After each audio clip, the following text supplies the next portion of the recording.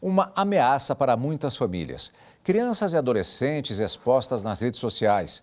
O ambiente virtual favorece a prática de crimes, principalmente em aplicativos como o Discord, em que as pessoas podem se comunicar de forma privada. Confira na reportagem de Amanda Mustafa. Um pesadelo real para pais e filhos dentro de casa. Essa história aconteceu no ano 2013, quando minha filha tinha 13 anos. Ela começou a se voltar muito mais para o mundo dos games, para o mundo dos jogos digitais. E a gente em casa avaliou que isso era um movimento natural da sociedade, uma rebeldia da pré-adolescência. E foi num bate-papo em uma plataforma de jogos que o criminoso apareceu. Nesses sites que ela frequentava, nesses jogos que ela estava, ela conheceu um homem de 21 anos que se passava por jovem, como ela, era uma menina de 13. E esse homem fez uma abordagem, começou um relacionamento virtual, e nesse relacionamento virtual ele a atraiu para o interior de outro estado brasileiro. A disseminação dos smartphones acelerou o uso das redes e o boom das plataformas de compartilhamento de vídeos, fotos e mensagens. Muitas delas por crianças e adolescentes, como o Discord. Nesta plataforma, elas podem se comunicar, participar de comunidades e acompanhar transmissões de vídeos ao vivo. E é aí onde mora o perigo. O Discord ele proporciona um anonimato a quem precisa se esconder, né?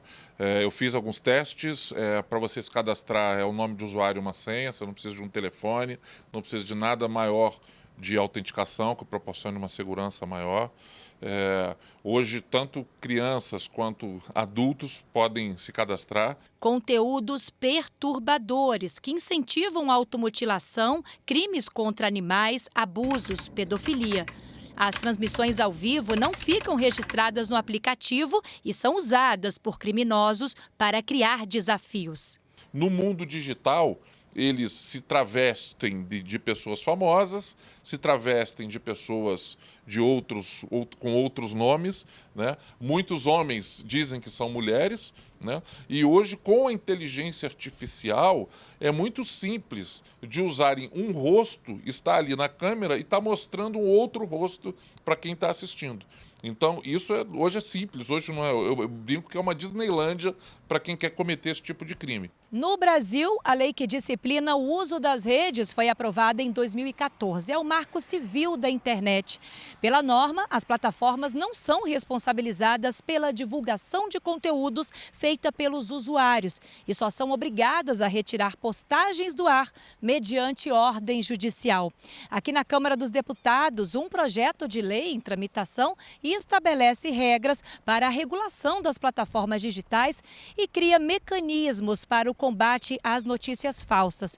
É o PL 2630 de 2020. A proposta aguarda a criação de comissão especial pela mesa diretora para analisar o tema. Nessa ausência de controle, cabe somente aos pais cuidar. A gente não pode aceitar a porta do quarto fechada.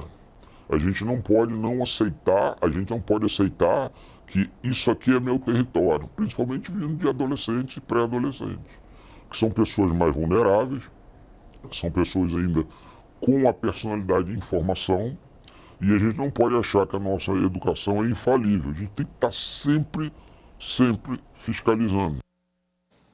Para repercutir o assunto, recebemos aqui nos estúdios da TV Justiça o especialista em Direito da Tecnologia da Informação, Ulisses Alves de Levi Machado, a quem, antes de mais nada, eu agradeço pela presença aqui nos estúdios para falarmos a respeito dessa questão, doutor Ulisses. Muito boa tarde, antes de mais nada. Prazer enorme.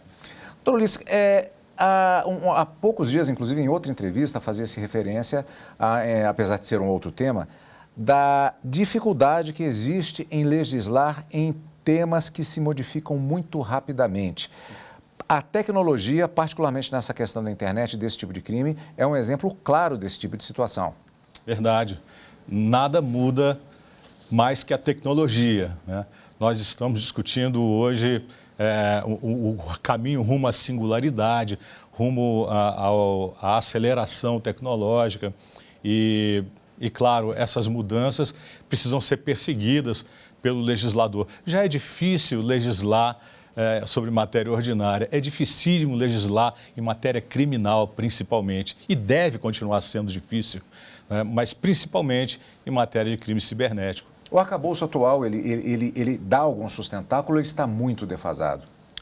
Não, eu não acho que esteja muito defasado. Nós precisamos de cuidar de algumas coisas, né? O nosso ordenamento jurídico trata adequadamente crimes de invasão de dispositivo, trata adequadamente o provedor, né, a atuação do provedor de internet em face do usuário, trata adequadamente a privacidade e a proteção de dados pessoais, mas é muito difícil legislar em matéria de crime cibernético impróprio, né? Esses chamados crimes cibernéticos impróprios são os crimes ordinários que são praticados por meio de ferramentas tecnológicas.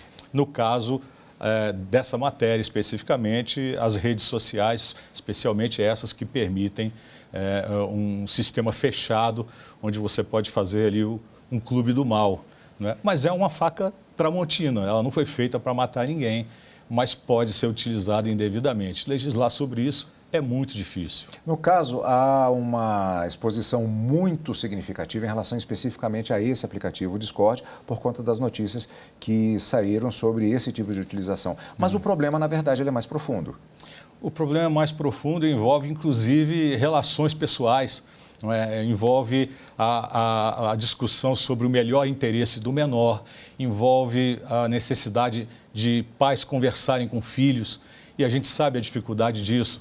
Pais normalmente são vistos como afoitos, como perseguidos, como paranoicos, não é assim que o adolescente vê. O adolescente invulnerável, esse que não sofre nada, tudo de mal acontece só com os outros. Então é muito difícil um pai oferecer instrução a respeito de uso de tecnologia, o uso seguro de tecnologia.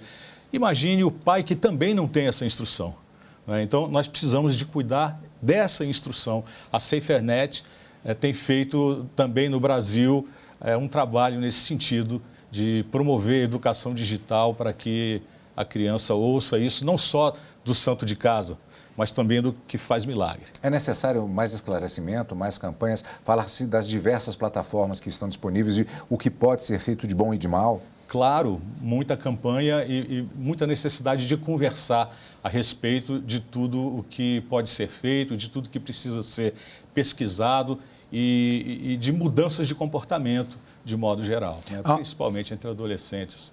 Há uma questão, duas questões que eu diria paralelas, que uma delas é o fato de que, quando se fala em relação à legislação e utilização das plataformas, a questão da liberdade de expressão de um lado e, de outro, a própria questão educacional. Os adolescentes, particularmente, eles, dentro dessa linha que o doutor falou, eles acabam se queixando muitas vezes de estar se havendo uma falta de privacidade no quarto deles. Então, entrar-se no quarto e verificar o que eles estão olhando é um problema que transcende até apenas o núcleo familiar. Como é que se administra isso? Pois na verdade, esse é um problema que o legislador, por exemplo, tem em relação a tudo, não só em relação a adolescentes. O tecido social, ele sofre essa contração, essa tração, né, em diversos sentidos. A liberdade de expressão, o direito ao conhecimento, a privacidade. Então, atenção exagerada sobre um desses pontos pode prejudicar o tratamento adequado em outro. É perigoso jogar a água suja do banho com um bebê dentro, né? A gente precisa de cuidar para que uma tração exagerada no aspecto privacidade não traga problemas de segurança pública e vice-versa. Alguém que verifica que o filho tem uma conversa suspeita no computador de casa, no celular, o que é que ele deve fazer? Conversar, monitorar, né? Criança e adolescente são menores, eles devem ser monitorados. O meu pai diz sempre assim, se você não quer ter problema com o filho, tenha trabalho, né? Tenha trabalho com ele. Veja o que ele está fazendo, veja com quem ele está andando, monitore sim, e há ferramentas, né? O Eduardo Neri, da matéria citada, faz muita referência aos dispositivos, às features desses aplicativos que tem o modo de controle parental e que precisa ser utilizado, né? E o adolescente vai, naturalmente, reagir contra isso, porque ele já se acha um adulto. E o próprio legislador trata o adolescente como adulto.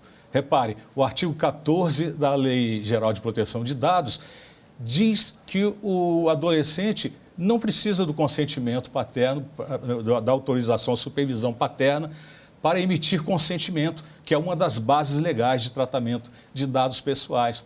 Porque entendeu as 21ª jornadas de direito civil que o menor precisa dessa emancipação. Ele já tem uma vida ativa nas mídias, na tecnologia, na web de maneira geral, e ele precisa ser tratado como esse quase adulto que é, né, podendo estabelecer os seus próprios desígnios. O tema é profundo, ele não se esgota aqui. De qualquer maneira, fica a nossa tentativa de passar algumas informações e reflexões para os nossos telespectadores. Doutor, muito obrigado. Muito obrigado. A qualquer momento podemos chamá-lo novamente para tratar do assunto. Um prazer.